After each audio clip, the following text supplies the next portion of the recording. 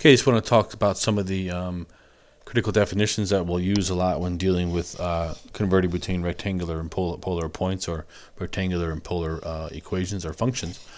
In this case, there are four different things here we need to consider. X is going to equal r times cosine of theta. Y is going to be r sine theta.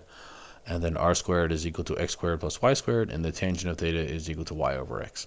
So let's just choose some arbitrary point. I'll choose one in the first quadrant because it's the easiest one to see. So it doesn't really matter where that point is.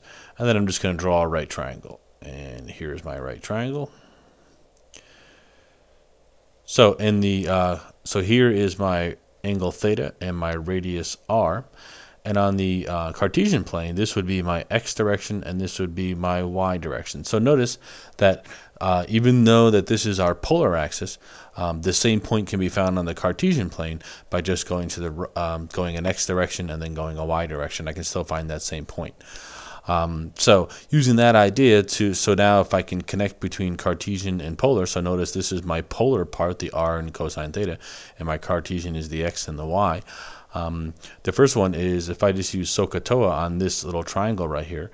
If I do the cosine of theta would be adjacent over hypotenuse, which is x over r. And if I cross multiply, I get r cosine theta is equal to x, and that's what I have right here.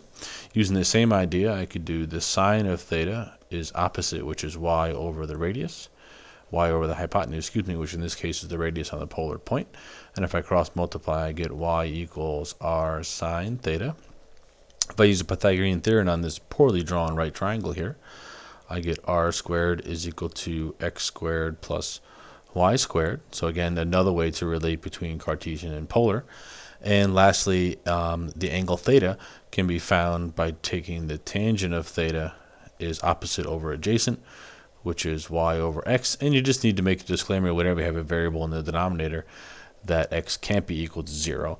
Obviously that would be tangent of theta is equal to undefined, and that would be at pi over 2 or 3 pi over 2 or any coterminal angles from that. So that's just something to keep in mind, but it doesn't really come up that often. So this is the the three major things we need to keep in mind. That x is, so when connecting polar to Cartesian, x is r cosine theta, y is r sine theta. Using Pythagorean, r squared is equal to x squared plus y squared, and the tangent of theta is y over x, where x can equal 0. So we'll be using these a lot when we're converting between Cartesian and polar. It's pretty straightforward where they come from. It just comes from SOHCAHTOA and the Pythagorean theorem, and then SOHCAHTOA again for the tangent theta. And so that's just a basic connection between polar and rectangular points.